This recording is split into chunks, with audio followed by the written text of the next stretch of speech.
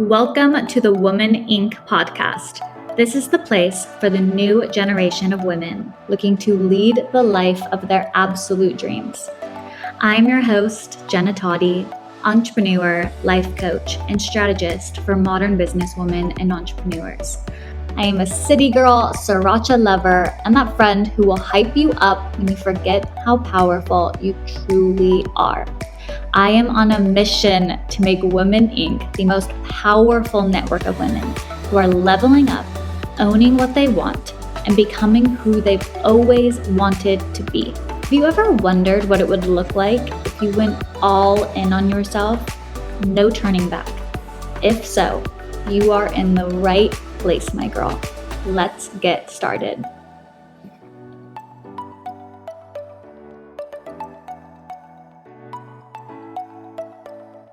Hello, my beautiful Woman Inc. listeners.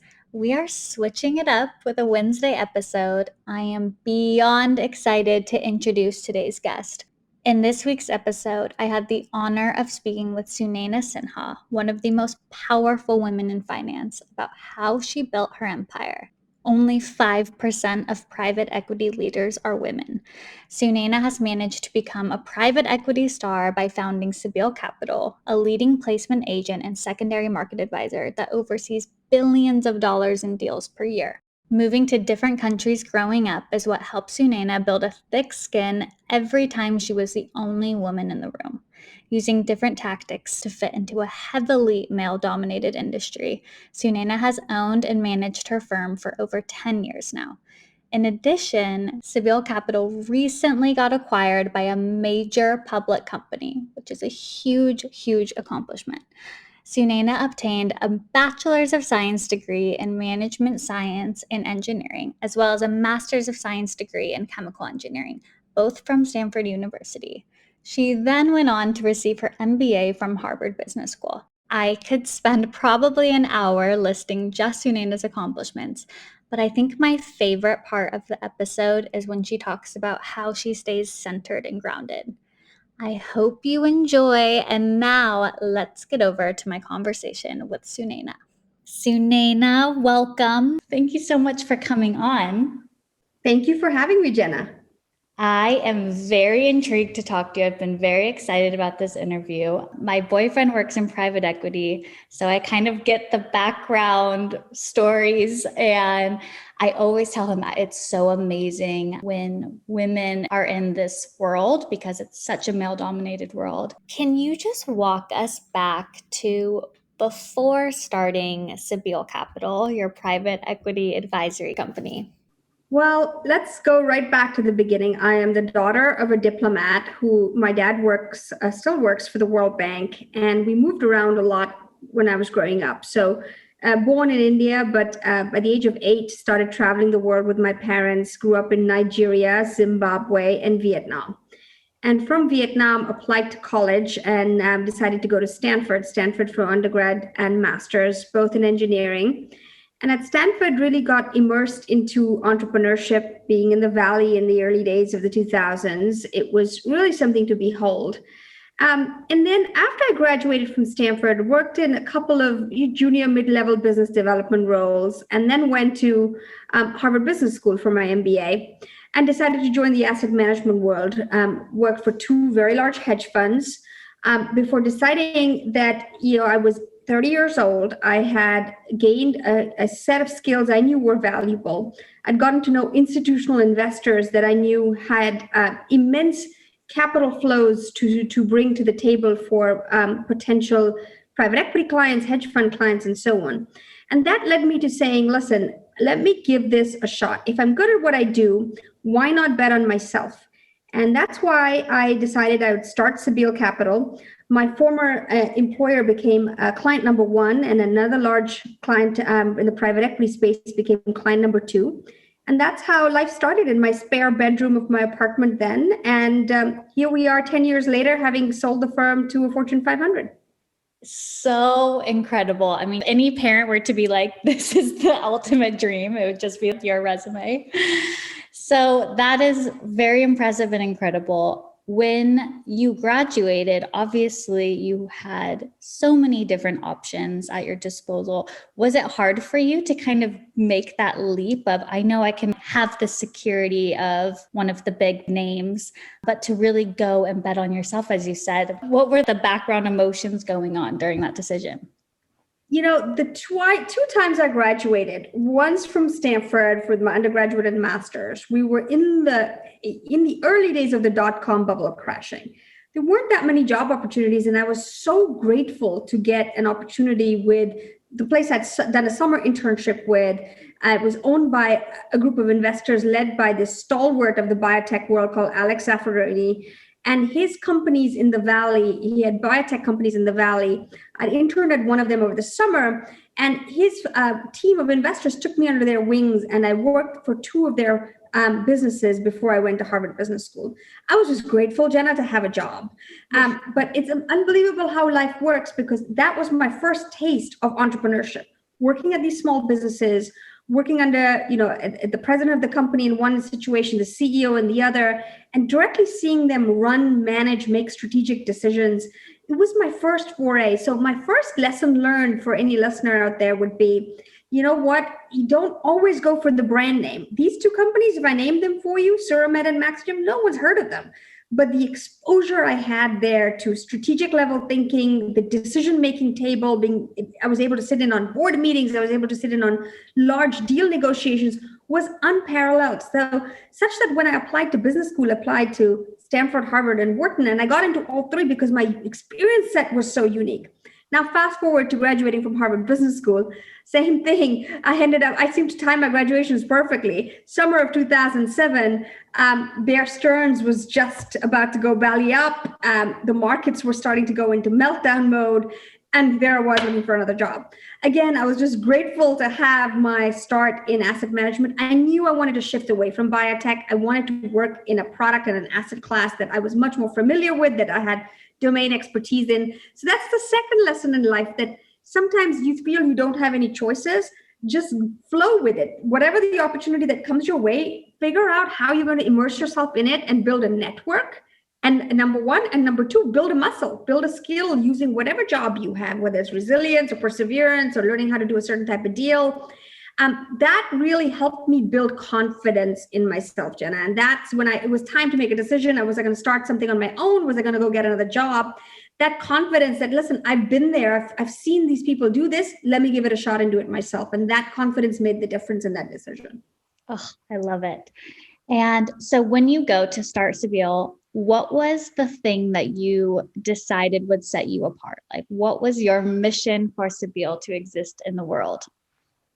Yes, I had worked in-house and hired advisors in the past. And I'd seen that advisors were able to give advice that was very focused on their own bottom line, i.e. the client that paid the biggest check, retainer or fee or whatever it is, got the best advice and the attention of the principals. And everybody else, it was sort of catch as catch can. I wanted to be different in two ways.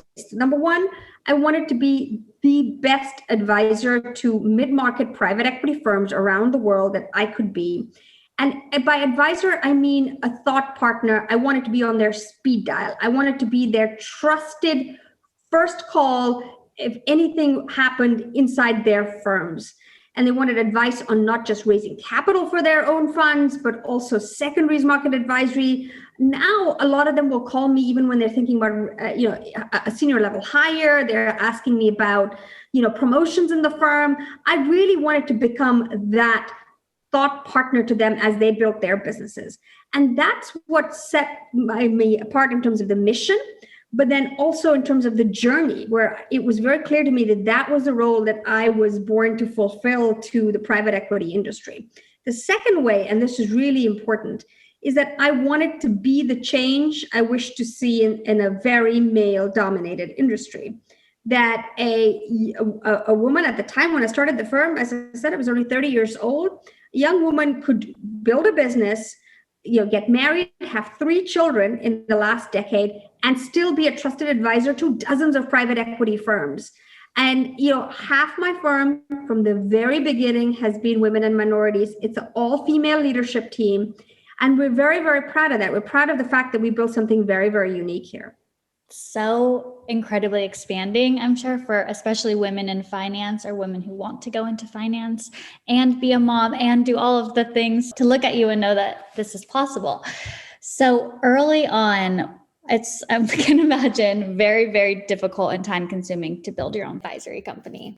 What were the challenges mentally? Like, did you have any sort of imposter syndrome growing it, looking at other people thinking, okay, I know I have this skill set, I have this mission, but can I actually do this? Yes, tons of it, especially in the early years. Private equity is a very close-knit, very relationship-driven, very cliquey industry. There's just no other way to put it. And coming into it and sort of growing a business in it from a standing start, which is what I was doing, was incredibly difficult. There were many times where the door was shut on our faces and we didn't know why. We didn't understand why. And now I look back and I know, I now get it, that, I was a person with a new firm, with a new name they'd never heard of, who wanted a very large piece of business from them. They went to where safety or perceived safety lay, and that was someone they'd known a long time, they'd done business with many times before. And it was quite a battle to figure out how we were going to build the business brick by brick. And sometimes those bricks were just tiny. And what I decided straight away, that we would just keep racking up tombstones. We would keep racking up small successes, which would lead to medium successes, which would lead to larger wins. And that would take years to do, and you had to play the very long game. We would never give advice to a client to maximize a short-term fee. We would always keep the view on the long game, that we wanted this client to come back 5 years later, not just in the next 24 months or 12 months. We wanted them with us for the very long term. So that made a huge difference, even in the early years when it was really hard. And I felt, very many times that, I was an outsider looking in. And then once those early successes wrapped up, that's when I could look back and say, okay, now we can go for a bigger slice of the pie, and now bigger, and so on and so forth. So that was really important in those early years. Dana, the other thing I would say is very important is that I had a personal board of directors. Now, this term has now become common, but in the early years was not. It came from a Stanford professor of mine, Professor Tom Kosnick, who really coined the term at Stanford early on. Have a personal board of directors that you can rely on as a sounding board when times get tough. And I sure did. And I'm very grateful to them for being there for me, especially when I had business was tiny. All I was looking were a whole bunch of failures back to back and one odd success here and then. So I'm very grateful to that personal board of directors. That has evolved over time, but has always been that concept has always been present in my life. Yeah, I love that advice. And then, so the way I would think about it is you are getting clients to bet on you, but then you're also having to build a team. So what did that process look like of really getting people to trust you and come on board in your mission to build this kind of dream team?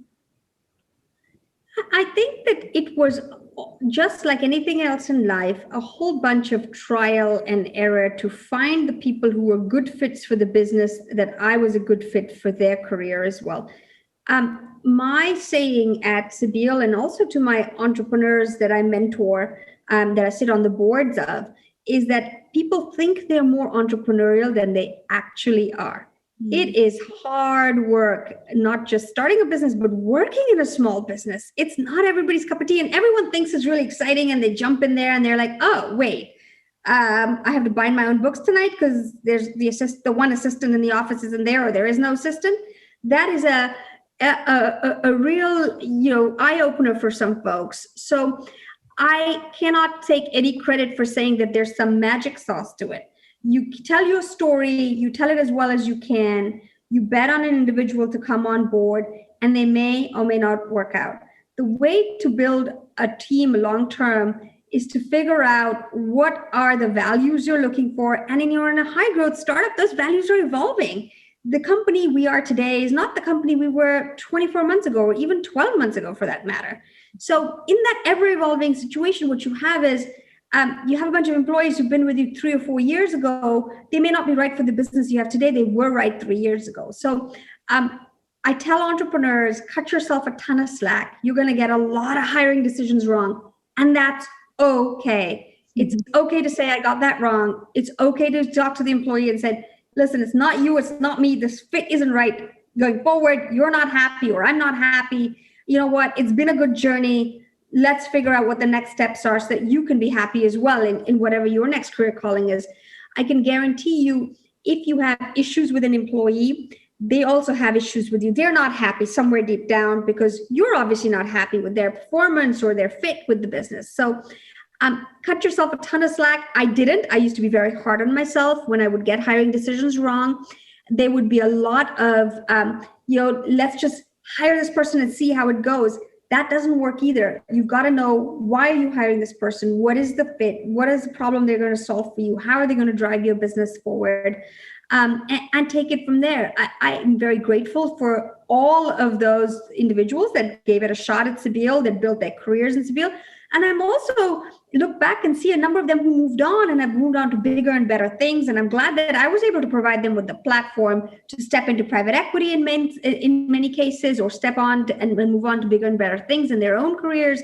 And it's absolutely okay to look at each individual that comes into your life as someone who comes into life for a season, right? Sometimes those seasons are short and sometimes those seasons are long and multi-years long. And whatever your journey together, just honor and respect that and move on. And at no point being hard on yourself as an entrepreneur. That is a very common fallacy to make. You will absolutely get those decisions wrong. Yeah, that is so true. There's no way to get it 100% right.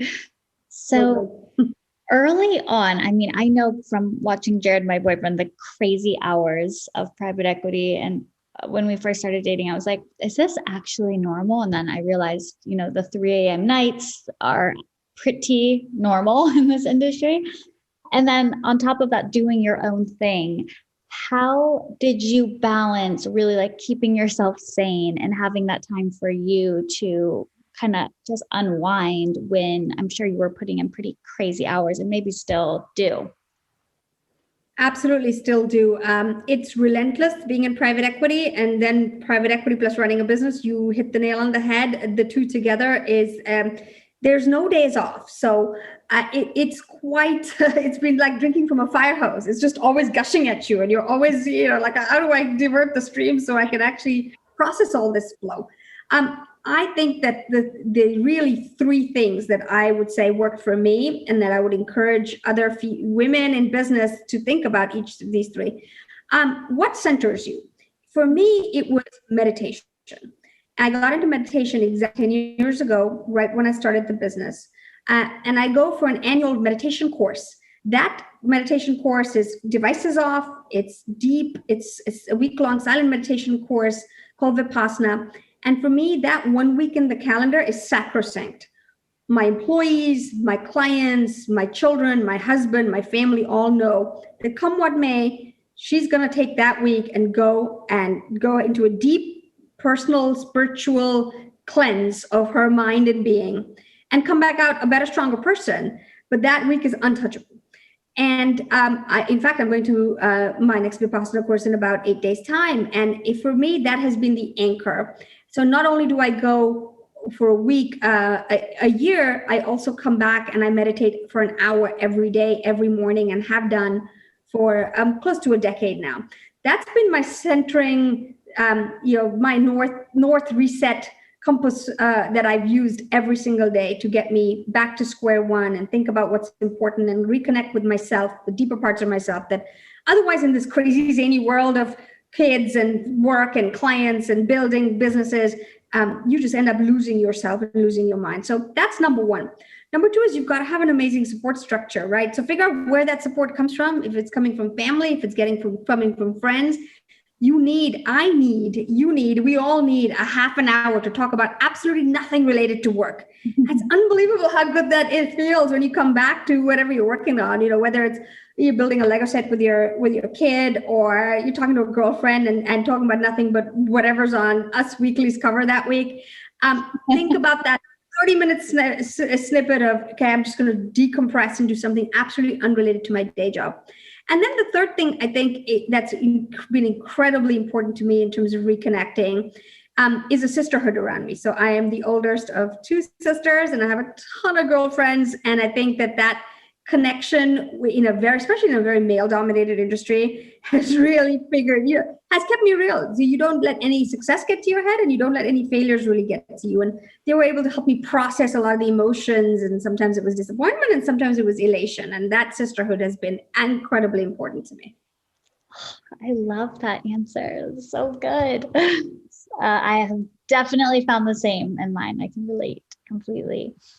So it's very rare to be acquired as a woman-owned business by a Fortune 500 company, especially in finance. What did you do to set yourself up for that? Do you feel like you had that in mind all along to be acquired by a big company, or do you think it just happened in response to what you had built? It was definitely the latter. It was not my goal to be acquired. And I think that therein lies the secret, right? When you have an attachment to an endpoint that you so desperately want, I must go public, I must be acquired. Ooh, you're making decisions that are quite different to how you build a business for long-term value, to hold long-term value that's built, to use Jim Collins's phrase, that's built to last, right? I never thought about that endpoint. I thought that I would, end up running Cebile for as long as I could. I just love my job, and I love doing what I do, and I was going to do it for as long as I possibly could. So that meant that I made decisions that were good for the long-term sustainability and viability of the business and for our clients in a way that I probably would not have done if I thought there was a sale in 2021. So that's the first thing. But second thing is that then fed into so many of the other things that I was doing as part of this long game that didn't include an acquisition, like building the profile of the business, positioning us as thought leaders, taking on clients that had a lot of repeatability and stickiness to them, driving value for them year on year. And that's what this Fortune 500 Raymond James must have noticed. I think you'll have to ask them exactly how they noticed, but they say they noticed us through a client who had been, whom we just delivered a very successful outcome from. And they'd had a chat with that client. The client said, we couldn't be happier with Cebile's work. We'd use them again. And they're going to work with us on several other things again. And that's what led them to reach out to me.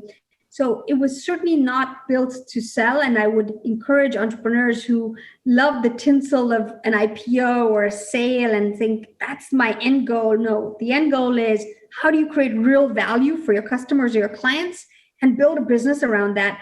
And you know what? If you do a good job and you make sure you do all the right things for clients and build your profile as that differentiated partner to them, someone will come and find you and see the value in what you've created.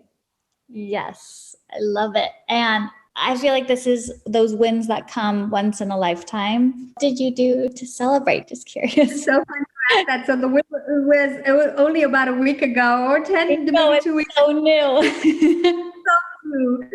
My first step is meditation. So go center myself and say thank you to the universe for this incredible journey. One journey ends, i.e. building the business as an entrepreneur. That chapter comes to a close, but a new chapter begins. I'm very much staying with the business and creating an even larger business on the Raymond James platform. So a new journey begins, a journey in which, by the way, I get to be an employee again. I get to have a boss again. That's a little surreal. I'll tell you, after 10 years of being CEO, this is going to be a bit of a change.